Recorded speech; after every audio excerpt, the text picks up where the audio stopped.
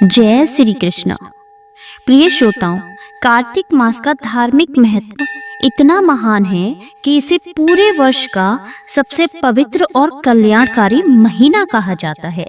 धार्मिक शास्त्रों में उल्लेख है, जैसे सतयुग का कोई दूसरा युग नहीं, वेदों का कोई दूसरा शास्त्र नहीं और गंगा जी के समान कोई दूसरा तीर्थ नहीं, ठीक वैसे ही सभी महीनों में कार्तिक मास का कोई दूसरा विकल्प ही नहीं।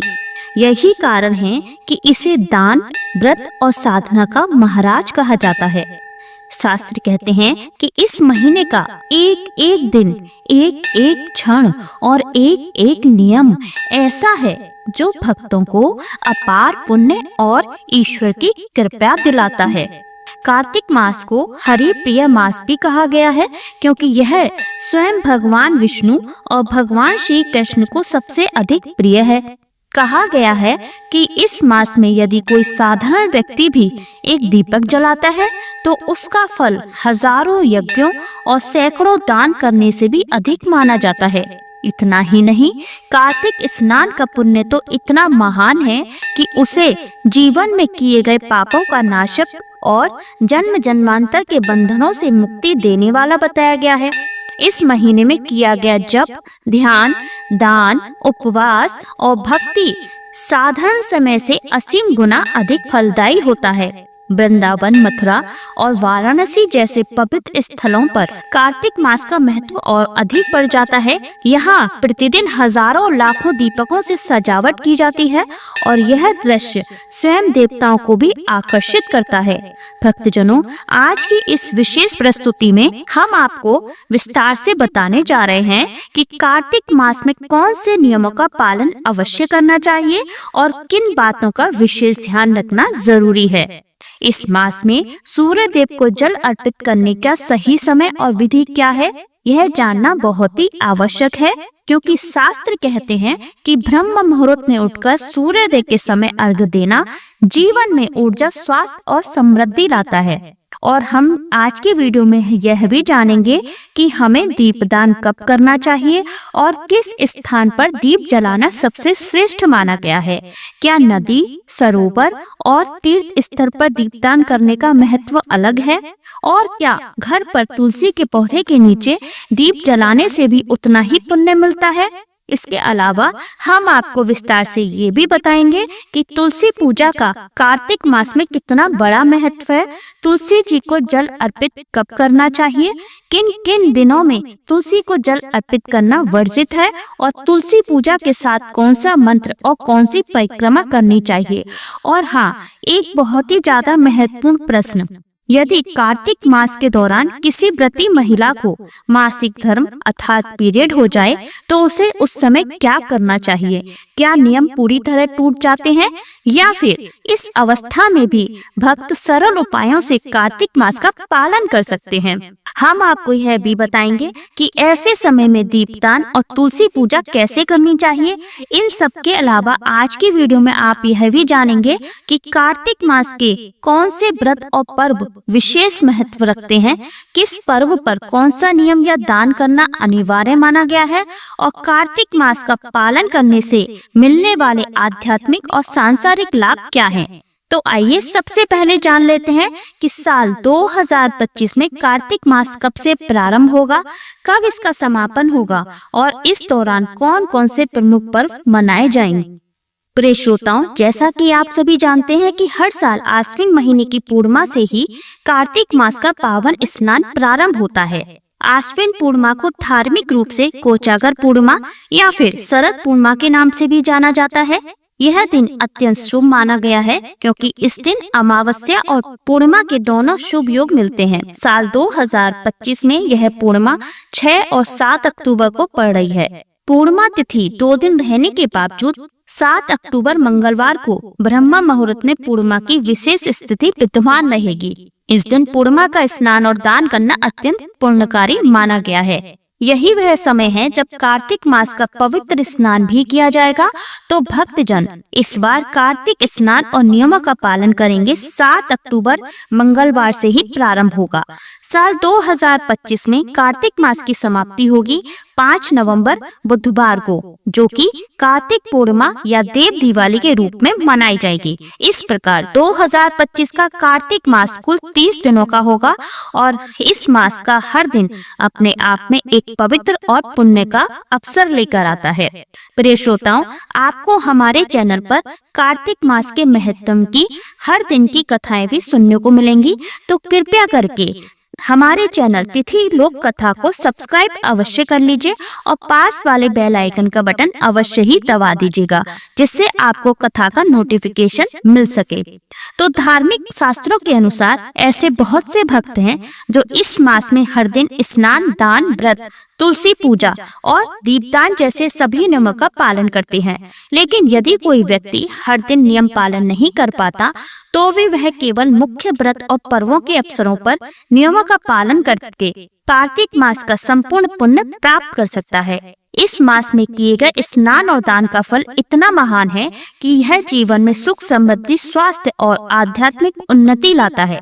ध्यान रहे, कार्तिक मास के नियमों का पालन करने से व्यक्ति के जीवन में सकारात्मक ऊर्जा, सात्विकता और आध्यात्मिक शुद्धता का संचार होता है। यह मास भक्तों को न केवल ईश्वर के निकट लाता है, बल्कि उनके परिवार और समाज में भी सौहार्द, शांति और कल्याण की भावना को मजबूत करता है।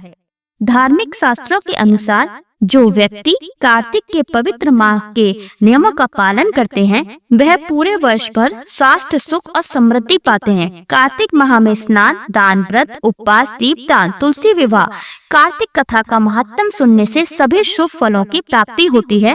जाने अनजाने में किए गए पापों का नाश होता है। वैसे तो कार्तिक मास में बहुत सारे नियम संयम का पालन करने का विधान है, लेकिन कार्तिक मास में अगर प्रमुख 7 नियमों का पालन किया जाए तो मनुष्य का लोक परलोक दोनों सुधर जाता है।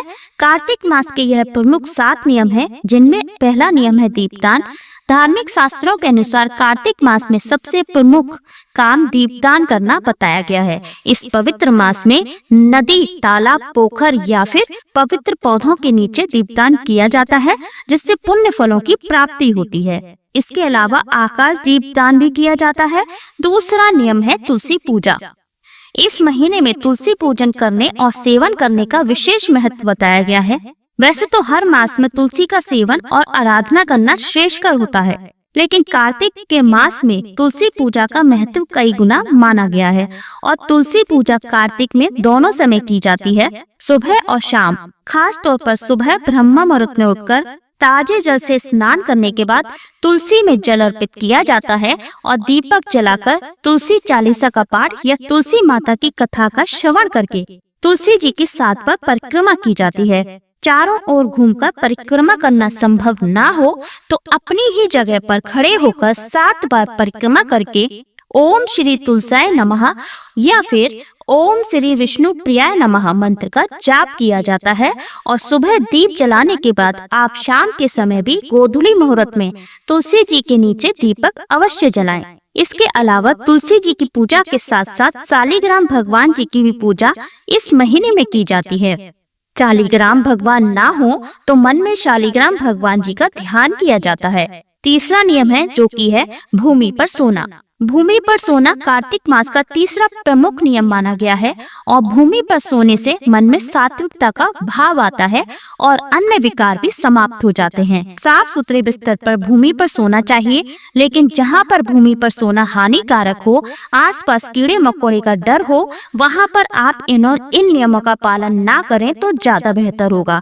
ऐसे में आप साफ सुथरे बिस्तर पर ऊपर पलंग पर भी सो सकते हैं। कार्तिक मास का चौथा नियम है तेल लगाना वर्जित। तो कार्तिक महीनों के नियमों का पालन करने वाले श्रद्धालुओं को पूरे महीने में शरीर पर किसी भी प्रकार का तेल नहीं लगाना चाहिए। पूरे महीने में केवल एक दिन कार्तिक कृष्ण चतुर्दशी के दिन यानी नरक चतुर्दशी के दिन शरीर पर तेल लगाकर फिर सुबह ब्रह्म मुहूर्त में स्नान किया जाता है, जिसे अभ्यंग स्नान कहते हैं। और नियम का पालन करने वाले सभी श्रद्धालुओं को कार्तिक मास में पूरे महीने सुबह स्नान करने से पहले शरीर पर और माथे पर तुलसी जी की जड़ की मिट्टी का लेप लगाकर फिर स्नान करना चाहिए। ऐसा करने से जन्म जन्मांतर के पाप सारे जलकर भस्म हो जाते हैं। कार्तिक मास का 5वां नियम है द्विदलन निषेध। इस महीने में द्विदलन यानी उड़द, मूंग, मसूर, चना, मटर, राई जैसी चीजें नहीं खानी चाहिए।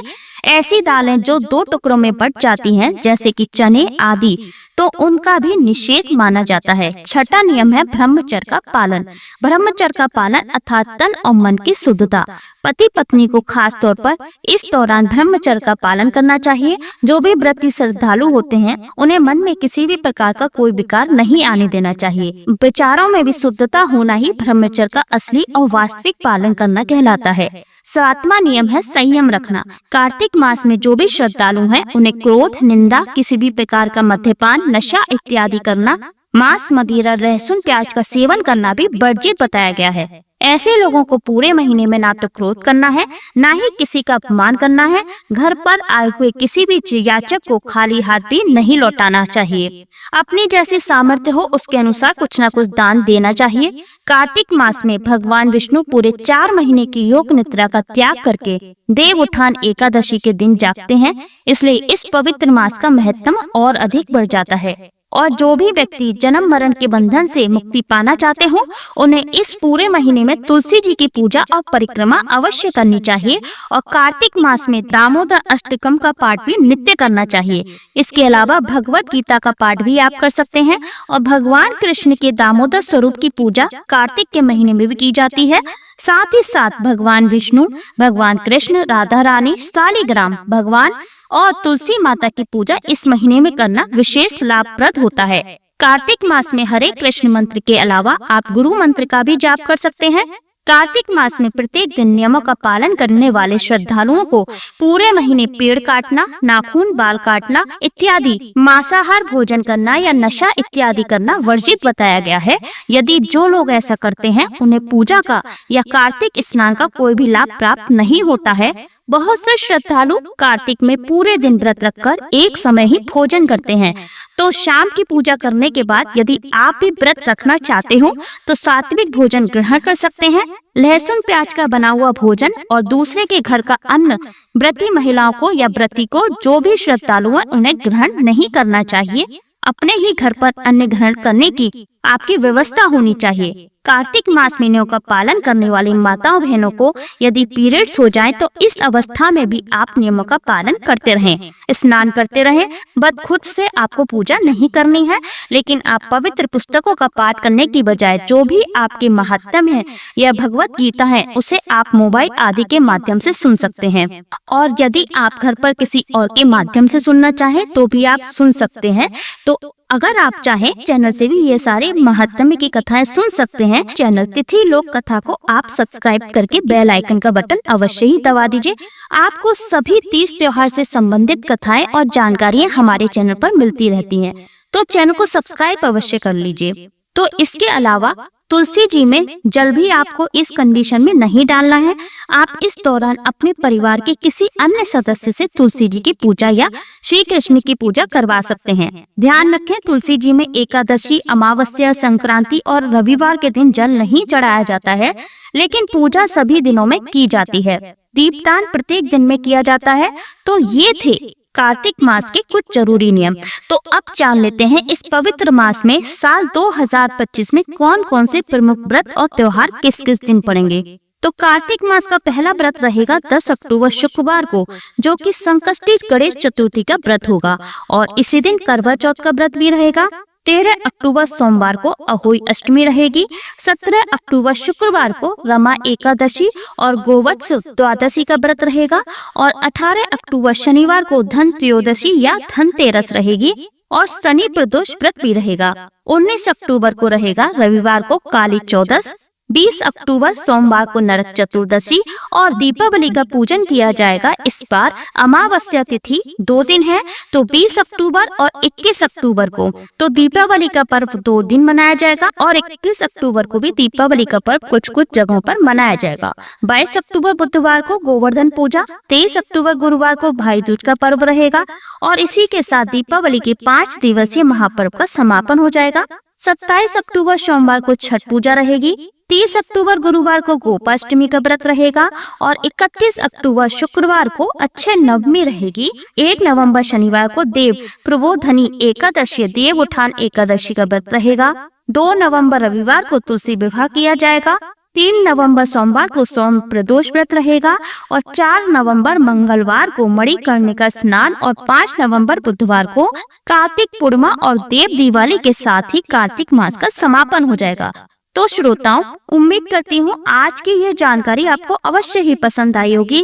अगर आपको हमारी मेहनत थोड़ी सी भी पसंद आई है तो लाइक करके चैनल को सब्सक्राइब अवश्य कर दें और पास वाले बेल आइकन का बटन अवश्य ही दबा दें। मिलते हैं अपनी एक नई जानकारी और एक नई कथा के साथ अगले वीडियो में। तब तक के लिए धन्यवाद।